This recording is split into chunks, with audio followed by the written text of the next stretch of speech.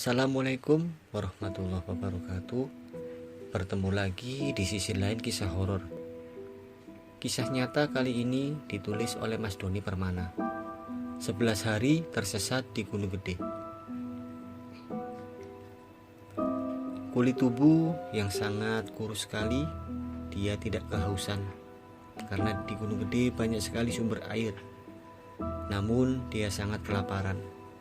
Mungkin karena kurangnya pengetahuan cara bertahan hidup di alam liar. Tubuhnya gatal-gatal semua, bahkan mulutnya pun membiru setelah ia mengkonsumsi pucuk daun maupun jamur yang tumbuh di dalam hutan Gunung Gede. Membuatnya sangat takut untuk memakan tumbuhan di alam liar, walaupun perutnya sangat kelaparan. Satu hari satu malam, ia berada di atas pohon karena dikejar menak-luweng. Sang raja hutan menungguinya di bawah pohon. Siang hari, dia ketakutan oleh hewan buas, dan malam hari sangat ketakutan oleh makhluk astral.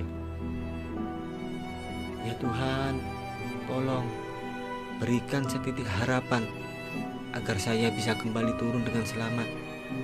Masih ada angan yang ingin saya gapai. Saya tidak ingin mati di sini. Di mana kau berada saat ini?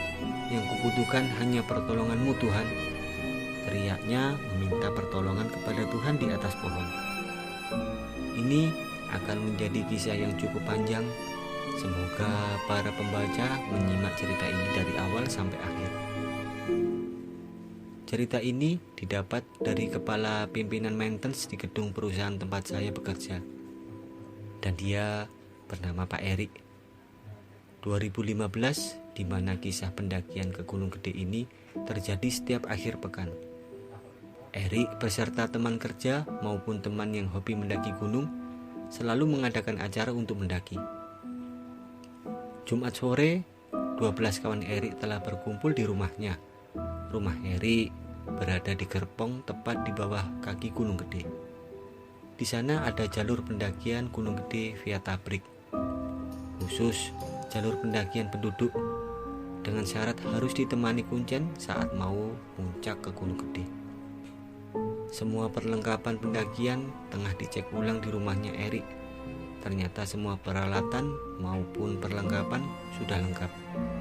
Tinggal menunggu kuncen datang untuk memulai pendakian. 11 orang pria, 1 orang kuncen, dan 1 orang perempuan yang ikut acara pendakian saat ini. Ini adalah pendakian pertama ke Gunung Gede buat perempuan. Sisanya sudah terbiasa naik turun Gunung Gede via Tabrik. Tepat jam 5 sore kuncen pun datang ke rumah Erik. Pendakian kali ini saya mendapat firasat buruk dan baik. Entahlah, tidak seperti biasanya, ucap kuncen. Belum ngopi barangkali, Bah, timpal salah satu pendaki. Langit senja sore itu begitu indah. Awan berwarna kuning keemasan menambah semangat rombongan untuk segera memulai acara pendakian. Kuncen pun mengumpulkan 12 rombongan untuk berdoa bersama sebelum memulai acara pendakian. Sebelum kita berangkat, alangkah lebih baik untuk berdoa terlebih dahulu agar diberikan keselamatan oleh Tuhan. Dan ingat, tujuan kita mendaki adalah menikmati keindahan yang telah diciptakan Tuhan. Jangan pernah mengerusak, mengambil yang ada di Gunung Gede, dan harus bersikap sopan karena kita adalah tamu. Kalian semua paham? Ucap kuncen memberi wejangan sebelum berangkat. Dengan ucapan bismillah, semua rombongan berangkat. Awal perjalanan, semua rombongan berjalan berbarengan. Tapi setelah 1 jam perjalanan, rombongan terpisah menjadi 2. Mungkin karena ada pendaki perempuan yang baru pertama kali naik gunung. Kondisi fisik yang belum terbiasa menyesuaikan trek yang langsung menanjak, membuat rombongan terlalu banyak istirahat. Jam 6 sore menandakan waktu maghrib telah tiba. Rombongan pendakian berhenti di salah satu tempat yang cukup datar dan lumayan luas. Tak ada pos di jalur pendakian via Tabrik. Yang ada hanya tanah yang cukup luas di bawah pohon besar pinggir jalur trek pendakian. Jalur pendakian pun benar-benar jalan setapak dan sesekali rombongan harus menebas rumput atau ranting pohon yang menghalangi jalan. Semua rombongan melaksanakan sholat maghrib sebelum melanjutkan kembali perjalanan. Setelah beres sholat dan istirahat dirasa cukup, salah satu rombongan berkata, "Saya akan jalan duluan karena sudah tahu dan terbiasa dengan jalur ini. Sekalian buka jalannya karena banyak ilalang dan ranting pohon yang menghalangi," ucap salah satu pendaki meminta izin kepada Kuncen dan teman-temannya.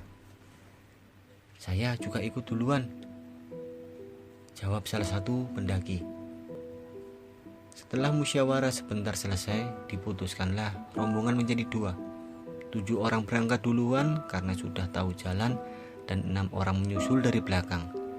Salah satu rombongan kedua adalah Kuncen, pendaki perempuan dan termasuk Erik. Satu keanehan terjadi saat naik gunung gede sebelum waktu maghrib tiba. Semua hewan tidak ada yang bersuara, benar-benar hening sekali suasana waktu itu di hutan gunung gede.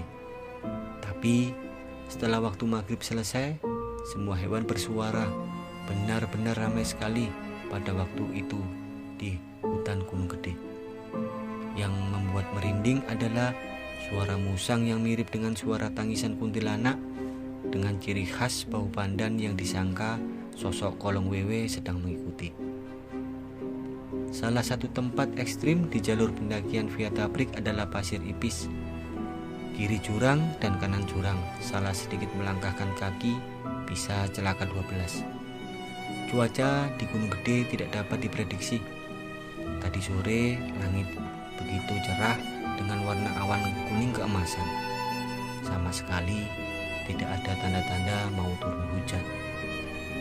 Tapi tepat jam 8 malam, hujan turun semakin dengan lebatnya. Semua rombongan tidak kaget karena semuanya telah membawa jas hujan. Singkat cerita, rombongan kedua telah melewati Pasir Ipis dan sampai di pos kayu pondok. Betapa kagetnya rombongan kedua yang baru datang karena melihat 7 orang rombongan pertama kerasukan. Ke-7 orang tersebut mengeram sambil mencakar-cakar tanah. "Astagfirullahaladzim," ucap Kuncen langsung menghampiri salah satu rombongan yang kerasukan. "Air, saya minta air," ucap Kuncen lagi kepada rombongan kedua. Langsung saja salah satu rombongan memberikan air dalam aqua dan Kuncen pun membaca doa untuk mengeluarkan makhluk astral. "Ini rombongan yang saya antarkan untuk naik ke puncak. Tolong jangan diganggu," Kuncen berucap sendiri sambil mengusap semua wajah rombongan satu persatu. Dan tidak membutuhkan waktu yang lama, semua rombongan pun tersadar. "Alhamdulillah," ucap serentak rombongan kedua. Setelah semua yang kerasukan makhluk astral sadar, tiba-tiba hujan berhenti turun. Lalu turun kabut yang sangat pekat, membuat jarak pandang sangat minim, walaupun sudah menggunakan senter untuk penerangan jalan. Kakiku kenapa tidak bisa digerakkan?" ucap salah satu rombongan pertama yang kerasukan dan sudah sadar. Ternyata ke-6 orang rombongan pertama juga semua kakinya tidak bisa digerakkan. Mereka hanya duduk tapi tidak bisa berdiri. Ini pertanda untuk tidak melanjutkan perjalanan muncak sekarang. Kalian semua kerasukan juga pertanda untuk berhenti, ucap Kuncen. "Terus sekarang bagaimana? Kaki mereka tidak bisa digerakkan," tanya Erik. "Asal kita sepakat berhenti di sini, insya Allah kaki mereka bisa digerakkan lagi," jawab Kuncen. Tidak memerlukan persetujuan dari semua rombongan untuk maksain sampai puncak malam itu. Semua sepakat untuk istirahat di pos kayu pondok. Dan benar saja, kaki semua rombongan pertama yang kerasukan bisa digerakkan lagi setelah sepakat untuk tidak melanjutkan perjalanan puncak di malam hari. Tidak ada perapian yang dinyalakan karena tadi hujan turun sangat derasnya, membuat api sulit untuk menyala. 3 tenda pun berhasil didirikan dan semua rombongan masuk ke dalam tenda untuk beristirahat. Waktu menunjukkan jam 1 dini hari.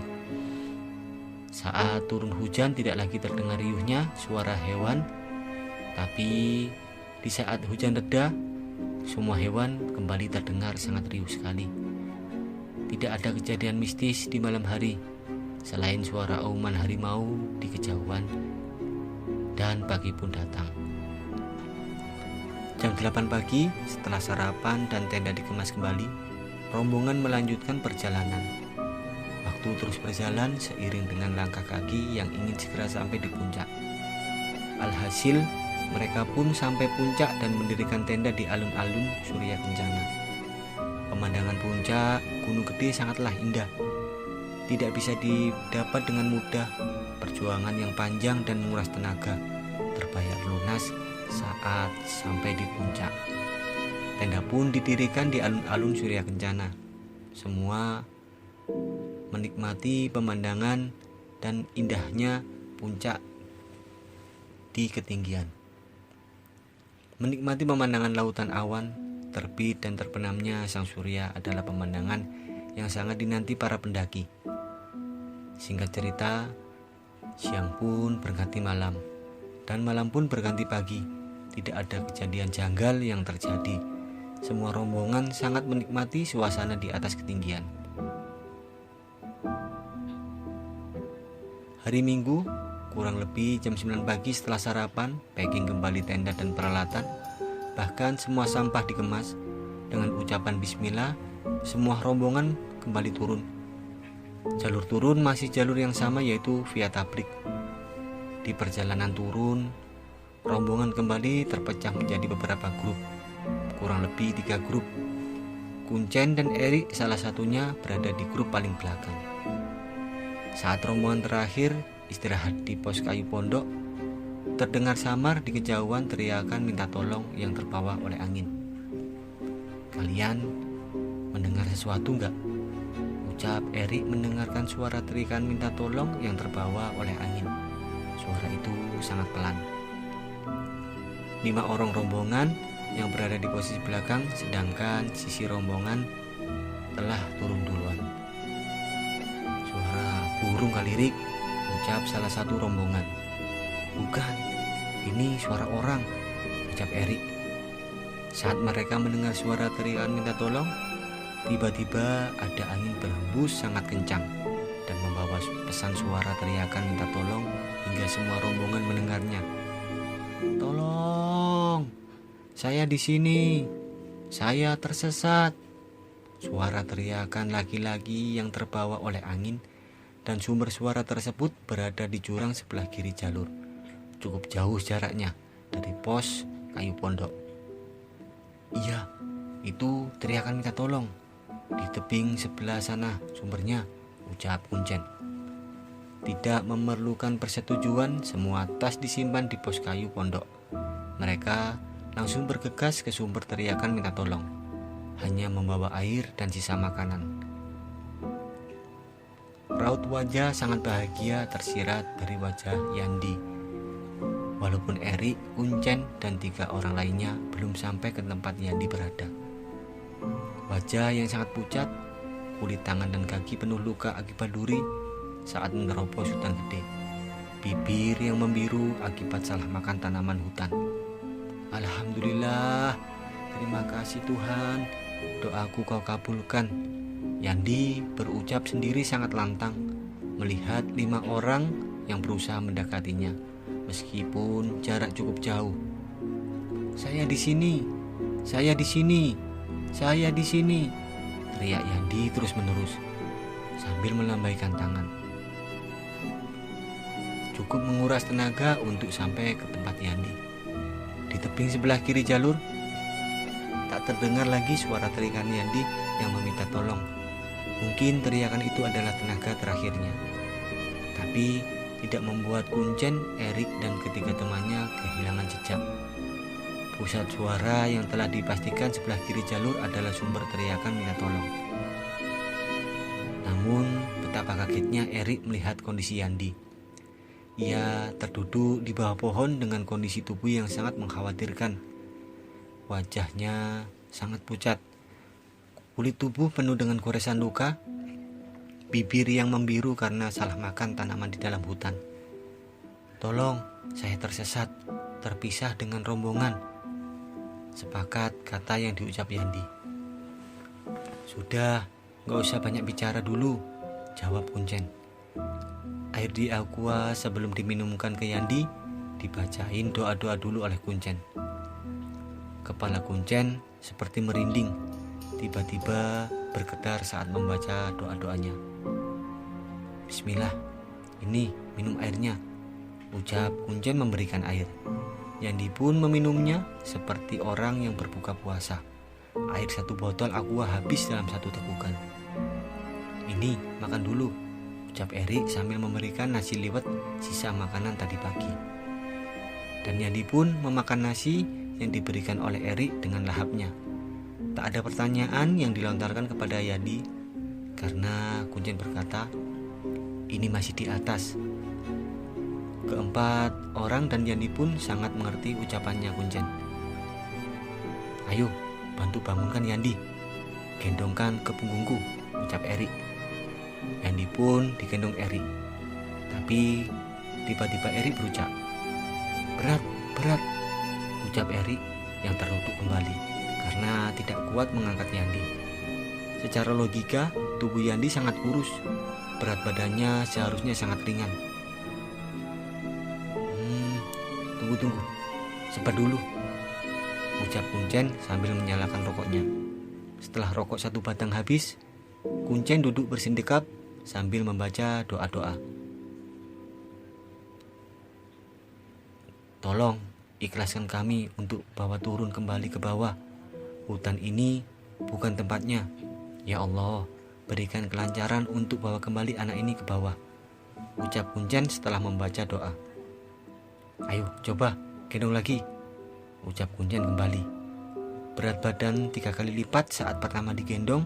Setelah Kuncen membaca doa tersebut, berat Yandi menjadi ringan. Iya, sekarang jadi ringan," ucap Erik. Yandi pun digendong Erik ke tempat pos kayu pondok untuk mengambil tas yang ditinggalkan saat menjemputnya. Yandi digendong bergantian oleh 5 orang. Mungkin ini firasat baik yang Kuncen katakan sebelum mendaki, menyelamatkan pendaki yang tersesat. Tetesan air mata yang terus-menerus mengalir dari mata Yandi dan ucapan syukur kepada Tuhan terus-menerus yang diucapkan.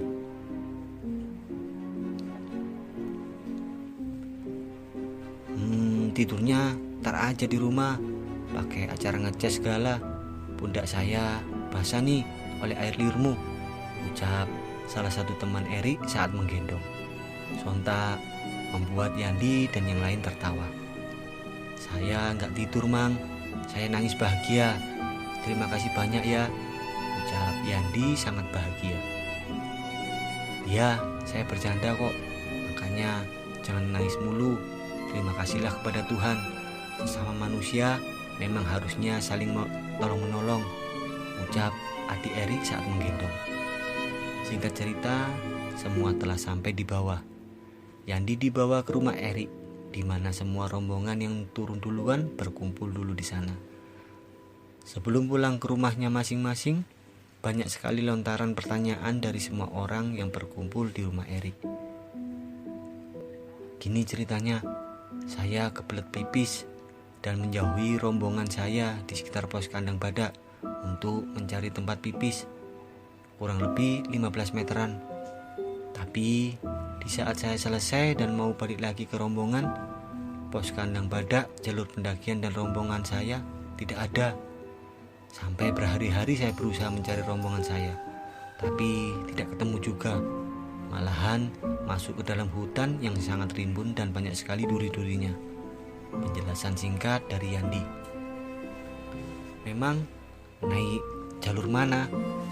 ucap salah satu orang di rumah Erik.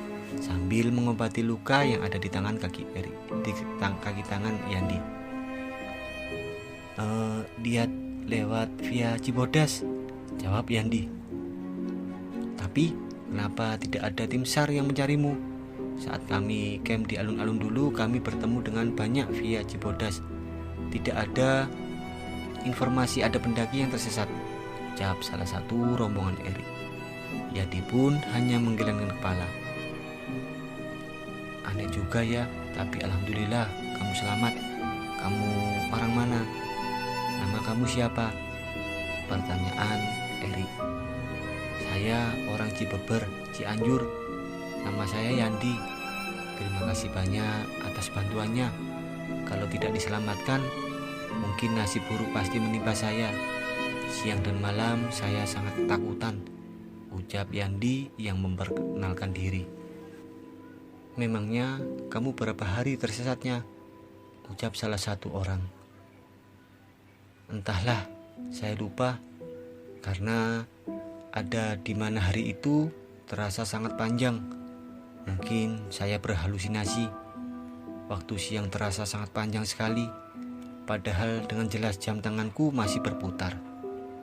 Jam 10 malam langit masih cerah, padahal saya bangun jam 6 pagi saat tertidur di atas pohon, jelas Yandi. Semua orang saling lirik dan mendengarkan penjelasan Yandi secara seksama.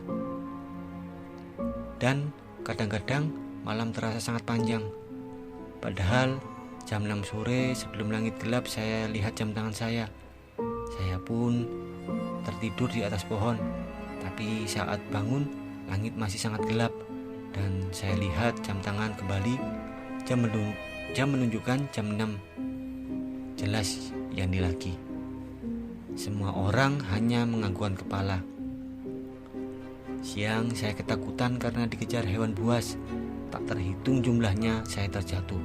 Berguling-guling, jatuh bangun lagi. Monyet, ular yang sangat besar, macan tutul, jelas Yandi kembali.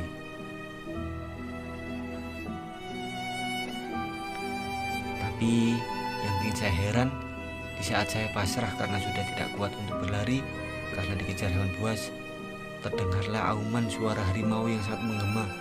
Semua hewan-hewan yang mengejar saya berlari sangat ketakutan.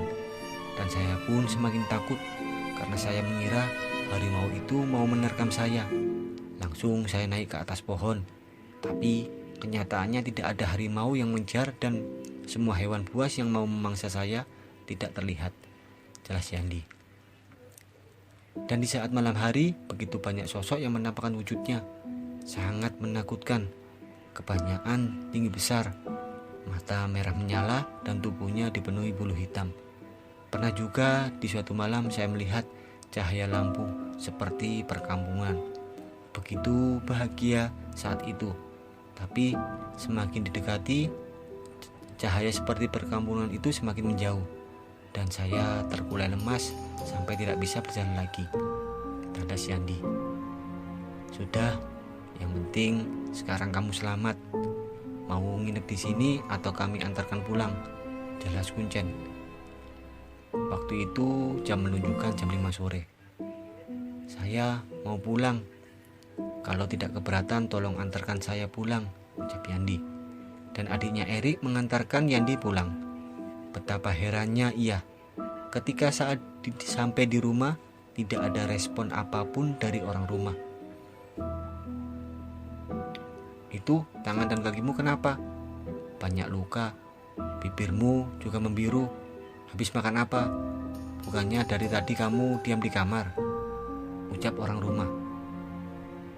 Seketika adiknya Erik sangat keheranan mendengar ucapan orang rumahnya Yandi. Hah? Di kamar? Bisik dalam hati adiknya Erik. Kalian semua ngomong apa? Saya baru pulang dari Gunung Gede. Saya tersesat dan ini orang yang mengantarkan pulang, orang yang menyelamatkan saya, ucap Yandi. Kamu itu ngomong apa? Dari kemarin juga kamu sudah pulang dengan teman pendakianmu. Tidak ada yang bilang kamu hilang, ucap orang rumah. Coba dicek dulu. ada Yandi nggak di dalam kamar?